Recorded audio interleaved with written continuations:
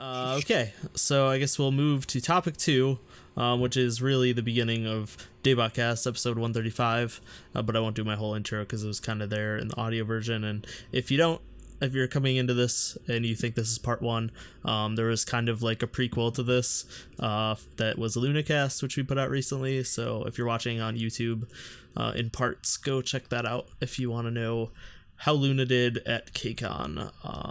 All the If you specifically things. want to hear about Luna at KCON, go to Yep, that one because we're not that's going all to there. talk about them here. Yep, we won't talk about them for this or It's the like they next didn't episode. exist. Don't say that because I know everyone will talk about this and nobody will ever see it, and it'll be KCON New York video part 2 because everyone hates that video too for other reasons that we'll get into. Is that this part or next part where we talk about That's that part. group? That's this part. Okay, cool. So that we get some redemption. Hopefully. Sure. Maybe, Stay or we'll tuned. just Find double out. down on it. If you don't know what we're talking about, go look at the comments for KCON New York episode 2, part 2. I don't know. I think The Saturday concert. Part whatever one. It it was. was a part 1. It was part 1. Okay, yeah, It was day 'cause- one. yeah, 17 was day 2.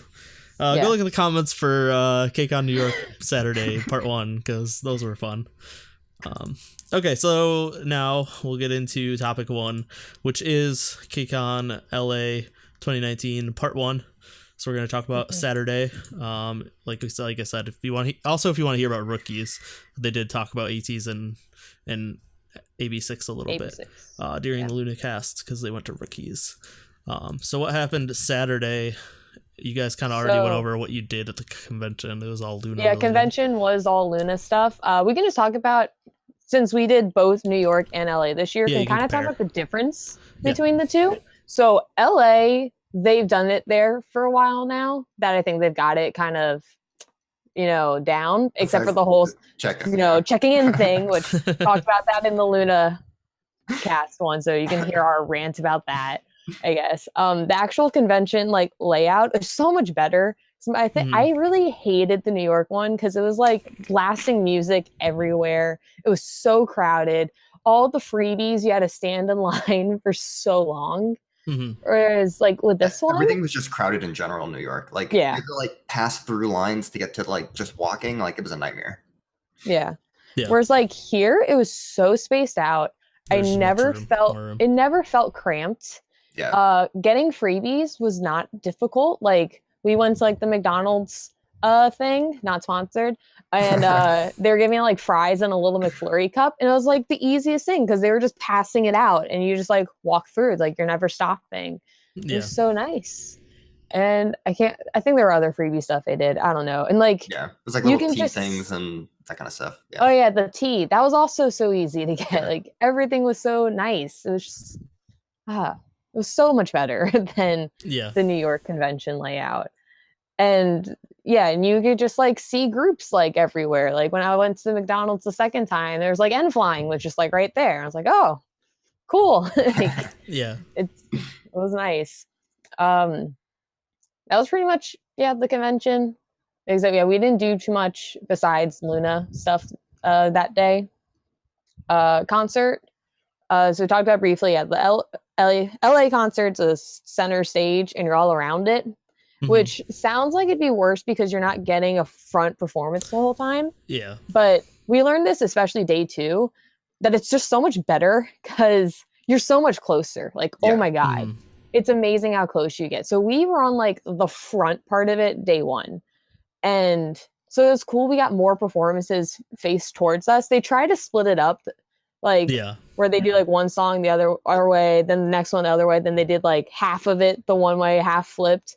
And not all groups really did that well. It ended up working out to 2/3 one direction, 1/3 the other direction. Yeah. Yeah. And people ended up catching on that was what was happening. So as the concert's going, more and more people are going to our side. Yeah. And it got really cramped and crowded, which wasn't a fan of. Yeah. And the platinum group or whatever is only on the front side. They're not on the back side. So our section only has half the available space on that side too, and it's more popular anyways. So it got really crammed there by the end of the concert. Yeah. But okay, so now for the actual concert.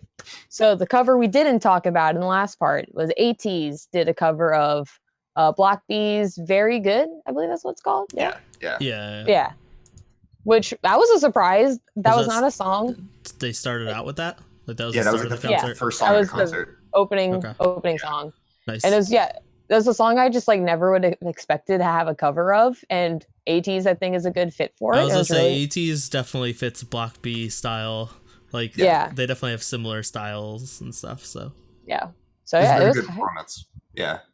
It's just also surprising because I feel like normally the covers we get in the USA are like not really like, okay, what's a good way of saying it? We usually get, like BTS, Blackpink. Yeah, we get the really, really popular groups. Yeah, we're not getting the covers. More like not as popular K-pop songs. Yep. So I think that's what made this one, because that's what I like. I would love to get, like a Kara cover, like, like Japan gets, which maybe makes sense that they're getting Kara covers. Yeah. Or like, even just like someone did a Girls' Generation cover. Promise doing Ung. That's why didn't that happen? Like we don't get those kinds of covers, so it was really cool to have that. And then we talked about Luna did Not Today, so that's like the typical cover we get here, which it was hype, not upset at all about it. And then the concert. Oh, I guess talk about like the pre-show. I was gonna say, was there anything in the pre-show that was interesting? World Class performed, so they're doing. I completely forgot about that. Is that those are the people that introed? They showed at KCON New York. Those people. That were standing behind me like at New York, and I was like, who are these people? So they'd performed something. It's for their show too, so like we got to vote. That'll be really? On the show. Oh, cool. Yeah, they did. One group did like Bad Guy, the Billie Eilish song, and then another group I think did Sorry it was a Justin Bieber song. Yeah, it was. Okay. And I mean, they're trainees. It's obvious about that, but Yeah. The blue team, team that did Sorry was better. No, it was really cool. I don't know them now, so like I don't know if I'll watch the show. I'm kind of burnt out on the survival shows. Especially with all the, like snakiness of Mnet with the voting. I know, where it's like they found out that Mnet rigged the votes at Proteus. I'm like, you guys didn't think they were doing that already? I've known that from season one. Was weirder to me. I'm like, why'd they even okay. Yeah. So, but that happened. It was cool to see. Getting that would definitely be cool. It's probably like one of their first like exposures, like getting a crowd like that. So probably the biggest crowd they've had. Yeah, it's definitely the biggest crowd they have, and even during the show, it'll be the biggest. So usually for those like performance episodes, it's only like a couple thousand people. Yeah, and they did a great job. That's not an easy performance to do, and I think they did a good job. Also, I'll say, like, I tried voting on my phone with like the link they provided. Oh yeah, the website was overloaded and didn't even work. Oh yeah, okay, makes sense. Yeah. Okay. So now, the concert, AB6IX opened, and they opened with Breathe, which I love Breathe, but gotta close with Breathe. Close with Breathe. Like, but no, they're gonna close with Hollywood. Because it's their their hype song that everyone loves, right? Everyone loves Hollywood. But it's so interesting because I don't really like the song Breathe.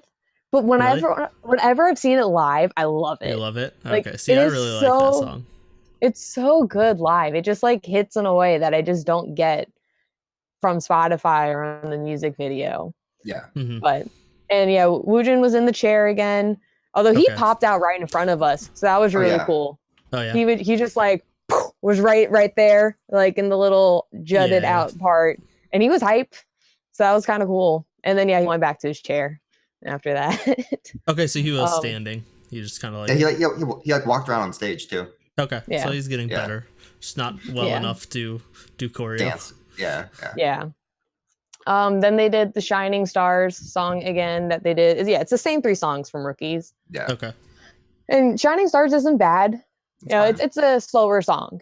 Like it's not a ballad. It's just a slower song, and it's good. It's pretty. It hits surprisingly hard live. Yeah. Considering like the tempo of the song, but it's just it's fine. Yeah, and then they ended with Hollywood, which I hate how many times I've heard this song now. It's not good, but I don't like it. Like I'm sorry, AB6IX fans, I don't like that song. It's also like we've talked about it before on this podcast. I don't think any of us like it. like most songs, like even if I don't like them, I still like them when they're live. But to be honest, like, I just maybe it's because they're like such a new group and they don't have like the stage presence or whatever. But I don't even like it live, and it seems like their singing is kind of weird, and I'm not. It's just the song. The song has no musicality to it at all. That's the problem. It's just talking basically and hypeness. I'll be happy when AB6IX has more music and they can just forget this song. Yes. I don't think they ever will, because it's like what made them popular, unfortunately. But like, hopefully something blows up to like fire levels, and then they don't have to worry about it. It's just so unfortunate because like AB6IX, like from what I've heard, it's like they're not bad, but because of that one song, I was like, I don't want your opinion of them. Yeah. It's really unfortunate. Like they're growing on me after seeing them more and more. So it's pretty much the same songs. They did same songs from Rookies. 2 of the songs they also did at New York. I don't remember what the 3rd song they did. They didn't do Shining Stars, I think, at New York, unless they did, and I just don't remember. But I can't remember. I don't remember either.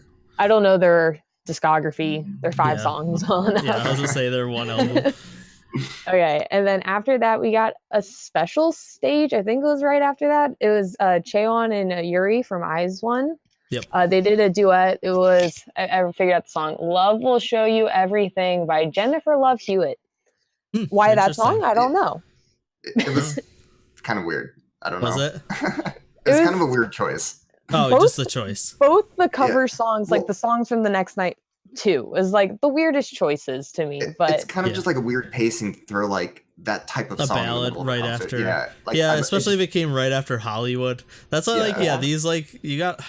Whoever organized these concerts needs to have better awareness of like keeping hype levels and stuff. And so how it was, so we had Chaewon our way, and Yuri was facing the other direction, and so they had the box thing in the middle, and then it like lifted, and Yuri came our way. Like the TV screen like lowers down onto the stage because they can like come up through the middle. Yep. So a lot of times what they would do is like lift it, and then the group's there, and it's like ooh.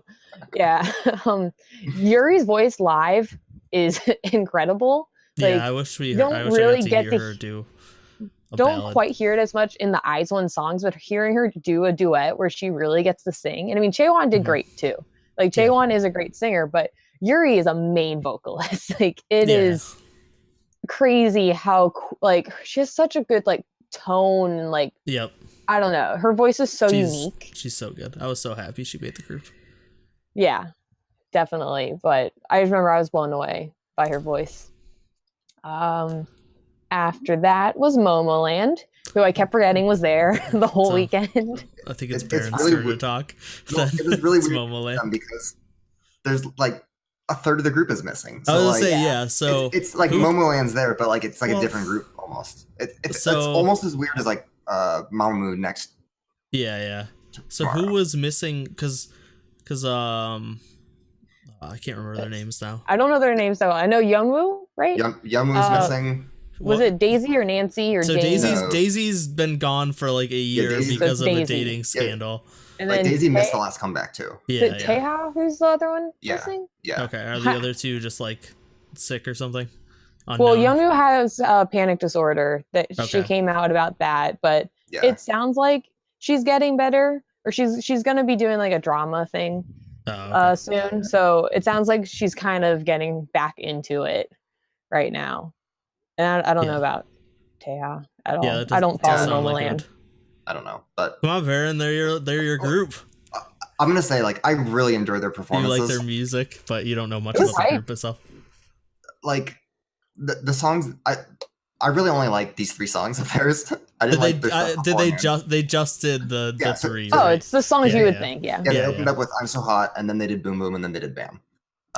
Switch. Boom Boom was last. Okay, so they did them in ascending order of goodness, is what you're like. They started out with the worst song and then went better and better. Okay. Yeah, but like it was all hype. Like, it's all gonna be hype. They're really fun to like dance along with because you can do like the hand motions and like the lyrics and the choruses are fun. Yeah, I mean, "I'm So Hot's" really easy to dance along with because you don't do anything. It's literally like the choreography is the worst choreography K-pop has ever made. I love it. No, I don't care. I love it. It's a ton of fun. I I really enjoyed their performances live, and I had a lot of fun dancing along to it. Great group, great performances. No complaints. Besides the fact that like half the members are gone. Yeah, I would say the balance would be all off probably. My complaint is we didn't get their pre-Boom Boom song. Yeah, why I didn't expect Freeze or Jungkook. I wanted Freeze though. I wanted the surprise Freeze performance. If I was there and they performed Freeze, I would have been like, okay, I'm back on the Momoland hype train just because you did that song live. But that's a group. There you go. We were talking about it on Discord. What's a group you went from loving to Matt? Don't spoil it, man. I don't know if yeah, that's true. It's just I finally thought of one and I was like, oh, okay. Maybe you point that out. Yeah. So then after Momoland was ATEEZ. I think. I actually don't know if my order's 100% correct. It was, yeah. Yeah. So ATEEZ did Wave, Dancing with Butterfly Wings. Was it the whole Wave song or only part of it? They did all of Wave. It was Hala Hala. I think they didn't do the whole song. Okay. I think that's right. Ooh. Yeah. So Wave, Dancing with Butterfly Wings, Say My Name, and then Hala Hala. But yeah, they didn't do all of Hala Hala. Yeah. So it's pretty much the same set as New York, except instead of Aurora, we got Dancing with Butterfly Wings. So I mean, ATEEZ is ATEEZ. They're hype. They're so very good live. For being rookies. That live, they're so good. They did so much this weekend, which is like kind of weird because I guess we can talk about it a little bit later because a lot of the, like kind of talks about it in LunaCast or Orbits are mad that another group got a lot of songs, which I'm like, why aren't they more upset about ATEEZ getting more songs? Because they're kind of on the same level. And ATEEZ did Rookies. They did a High Touch. They did like 5 songs that night. Like ATEEZ did a lot. Yeah. And one of the members, I forget which one. I think it's Sunghwa. He ended up, I guess, had to be taken off at the end for like I think 2 members hurt themselves during the performance. Oh really? Oh. Wow. Yeah, because I was reading a recap because I didn't remember or notice this at the time, but they said 2 of the members didn't come back on stage at the end for like the encore thing. Oh, for the encore. Yeah. Yeah. So one was getting was on a staff member like when they were walking like backstage, but I don't know what happened. Yeah. I didn't look into it, but I hope they're okay. They did a lot. Yeah. Like those boys, man, they need to take a break. They've been go crazy all year. Yeah. Which is their debut year. So basically. Yeah. They debuted a year ago, basically. Yeah.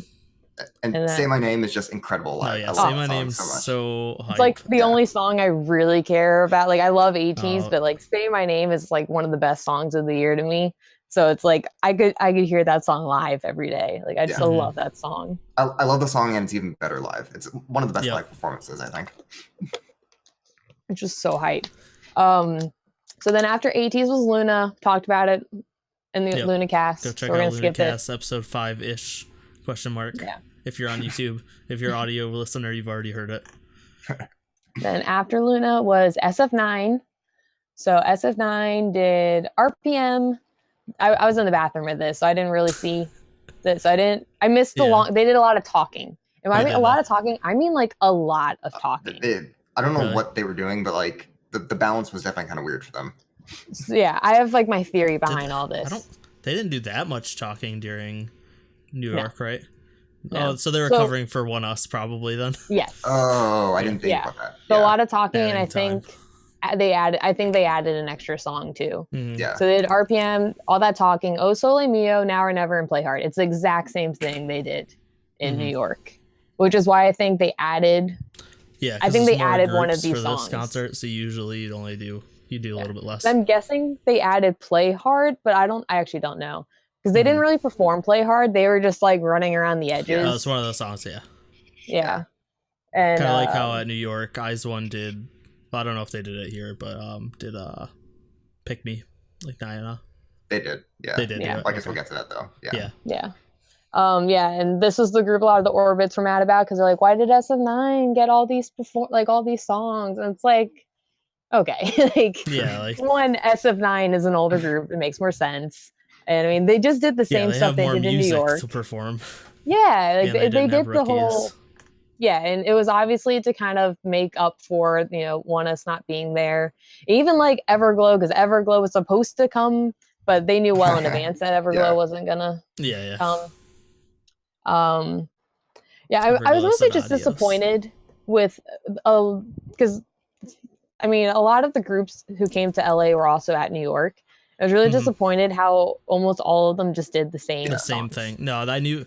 Yeah, that was like one of my issues with like doing both of them is I know that most of the groups are gonna be the same, and they're usually gonna do the same thing because they don't expect people. I feel like in the past that wasn't necessarily the case though, because I remember like with Pentagon, they did both and they did different songs. Did they? Like, yeah. I'm sure we'll talk about this at the end too, but like because of that, I kind of feel like there's not a lot of value in going to both. But LA is like, in my opinion, definitely superior to New York. So like if you're only going to go to one, you might as well just go to LA. So like I don't see the value added in going to LA and also going to New York, which is kind of inconvenient because like I was gonna say the value add is whichever one's closer if you really can't do both and like travel costs is actually a problem and stuff. Like go to whichever one's closer, but I guess if you can afford going to either, just go to LA we've kind of known that because LA's always gotten more groups. The convention's always been an extra day, like because New York doesn't even have a Friday. It's just you can just register or like get your registration badge on Friday.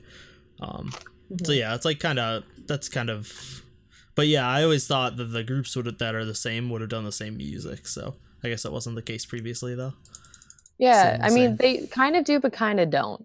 Like I remember, they're gonna do both. They're gonna do their biggest hits at both. Like they're gonna do the most recent song usually at both. Yep. Yeah, but I just remember last year watching the LA stream and seeing songs that weren't performed at New York. Okay, so after SF9 was ATEEZ. So ATEEZ was also the same set that New York did, except we didn't get Rumor. That was the main difference. Which is like we thought Rumor was covering for Everglow. It was probably going to be a co-stage with Everglow. Yeah. So we got Violetta, La Vie en Rose, Highlight, Airplane, and then they did the Neko Ya around just the edge. Yeah, the half of the song while they're... Yeah, I forget who we had right in front of us, but we had someone. Yeah. I don't remember who it was. I probably should have... Hitomi was there for a part of it because we made a comment about Andrew would have enjoyed it. Hitomi being there. Yeah. No, I don't remember that. I'll say like I really like their songs, but my favorite song they perform is Airplane actually because it's the most fun to sing along with. So fun, especially to sing along with. So it's like it's not my favorite song of theirs, but it's my favorite song that they perform live. Yep. Yeah. I liked them more in New York though than I did in LA. I agree with that as well. Yeah, maybe it's because it's the first time seeing them in New York, or I don't know. Maybe like just the energy of it was different, but I definitely found myself really like loving them in New York, and in LA, I was just kind of I was enjoying it. I think I also just was. I think I was too tired. I was gonna say you're jet lagged. You didn't eat much. You didn't sleep much. Like it's probably didn't help. Spoiler alert: second night way better. But, yeah. Okay, and then closing the concert once again was Newest. Okay, so I feel like Newest listened to the podcast. I was gonna say, based on what you guys told us, it sounds like Newest listened to me. They completely redeemed themselves, in my opinion.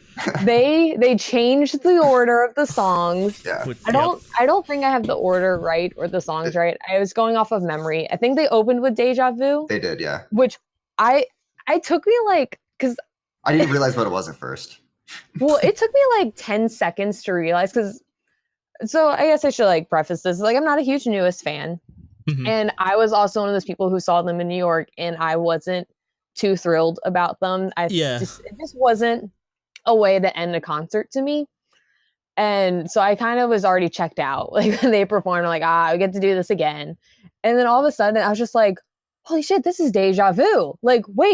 Wait, we're getting Deja Vu, which is one of my favorite Newest songs. So that immediately brought the hype of holy shit, we're getting this. And it sounds like what they said, it's the first time they did it OT5. Yeah. With all of them. So that was just really cool to get that. And then we got Love Paint. Mm-hmm. We got, is it Segno? I think is. Yeah. And then it's the first song from their new album. Yeah. Yeah, and then closed it with Bet Bet, which is yes, that's what you guys said in the podcast. It's closed with Bet Bet because that's the hype song. And I mean, overall, like, I don't know if just the music hit differently, the energy was different. It was a way better set than it was in New York. It was a way better closer. I still don't think it's a closer, but I enjoyed it a lot. Like, I actually really loved it. They did a great job, and like they bring like a ton of energy. Like you can tell they're really giving it their all on stage, and like when they're giving their talking sessions, like they're completely out of breath. Yeah. Yeah, so Newest definitely redeemed themselves a lot, I feel like, with this performance. And so hopefully the Loves will be happier with this. I think they did a great job because, like I said, with the closing thing, I know one of the biggest arguments is like, because there's a senior group, they deserve to close. I don't think that is how it should be. That's just, in my opinion, not how the world works. That's like saying, you know, a senior gets to start every game, like in a sport. That's not how it works. Like, just because you've been there the longest. I mean, there is respect and everything. But you gotta go for what works. It's makes more sense. But But even then, like the next night is Mamamoo or 17 the senior group. But whatever. Around the same time. Because I would think it'd be Mamamoo. Mamamoo's older. Yeah, like, Mamamoo's older, but 17 might have debuted first. Actually, I'm gonna look it up. Keep talking. Yeah. So newest redeemed themselves. Overall, first night I thought was okay. Like I said, it could be I was just tired. Could be standing on that side and it got crowded. Yeah, Mamamoo was first. The problem, like it was by the end of the concert, it was pretty crowded on our side. Like people kept like inching towards like our personal space, so that was annoying. And oh man, and like, so we were kind of towards the back, and we had these people, man. They would stand like right next to you, like there's space. They're like right next to you, like they. I'm like, you just like kind of keep inching away, and they just like follow. It's like, no, give me my space. I want space. And like a lot of the sets were like the same as New York Night 1, and like I really liked the Luna performance, but a couple of the others, it was just kind of like, like whatever. So like by the end of the concert, it definitely wasn't the best night for sure. Yeah, and then I didn't get any interactions when they were waving. Like at the end, so that was sad. I was like, oh, I didn't get anything. But I feel like this is ending on kind of a sad note. Well, no, so it's good that let's keep I'll wrap up with Newest. So if you didn't listen to the last KCON New York's topic, what we were talking about, basically Newest, none of us agreed that we all agreed that Newest performance was could have been better, could have been improved in terms of song choice and song placement, and not just that, but the fact that they were closing with that set of songs. Closing with that set of songs, and everyone yelled at me because they thought I said Bet Bet was a ballad, which I didn't. I said they did a lot of ballad-y and slower songs. I didn't say they did all ballady and slower songs. It's like when you compare the song hype levels to other songs that are performed at the concert. Yeah, exactly. By comparison, when you compare Newest to ATEEZ, there's just a different level in terms of hypeness. So that's what I was saying. But so it sounds like it's awesome. They listened to us. They did a Newest W song, which they didn't do before, which is something we really wanted. And they ended with Bet Bet, which is definitely something that they should have done. And Segno's really good too. I love that song. Yeah, all the songs were great. It was one of those things where I'm I feel like I'm listening to different songs this time. I know they're the same, but no, it was great. And adding Deja Vu was such a great choice. Start off with it, right when they come out. Because that was the other thing with the last one. What you guys and I didn't know either is they performed one of the songs for the first time live. And none of us know that because we're not Newest fans. Yeah. And it was placed randomly in the set, whereas if they had kind of opened up with Deja Vu, open up with that, that's whoa, that's so cool. It's the first time doing it like that. It's with Red Velvet Bad Boy English version, opening up with that, it's whoa, Yep. But anyway, Newest was good. I'm not just saying that, they were actually good. So if you went to KCON LA, let us know what you thought of day one's concert Saturday. It's kind of going to be a history lesson, but I feel it's important to sort of get the full context as to why K-pop or Chinese K-pop idols are reacting sort of the way, or why everyone's reacting in this sort of way, or what the sort of crux of the current protests and incidents going on in Hong Kong right now are. So I thought it best to sort of do a bit of history.